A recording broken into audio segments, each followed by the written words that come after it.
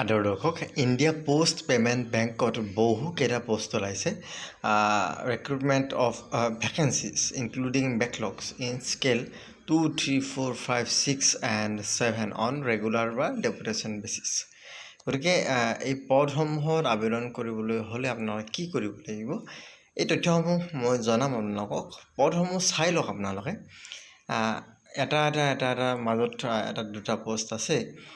গতিকে চাওক, technology information security product operation risk management লগতে ফাইনেন্স লগতে CEO অফিচ, এই পদসমূহৰ বিষয়ে আপোনালোকে চাই লওক। মই পঢ়ি দিলে টাইম লাগিব, গতিকে আপোনালোকে এটা স্ক্ৰীনশ্বট মাৰি লওক।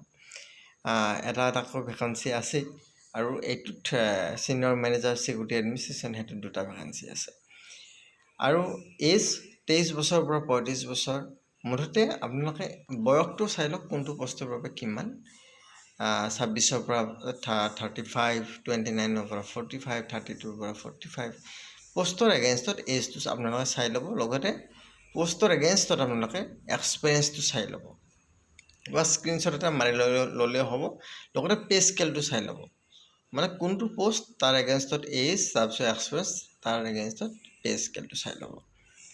আৰু লাষ্টত এটা কথা ক'বলৈ চাইছোঁ যে অনলাইন আবেদন প্ৰক্ৰিয়া 9-10-2021 তাৰিখৰ পৰা আৰম্ভ আৰু শেষ হ'ব লাষ্ট ডেট 23-10-2021।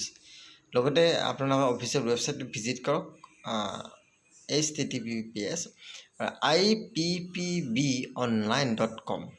ইয়াতে যাওক, কাৰেণ্ট অপেনিঙত যাব, সবিশেষ তথ্য গম পাব।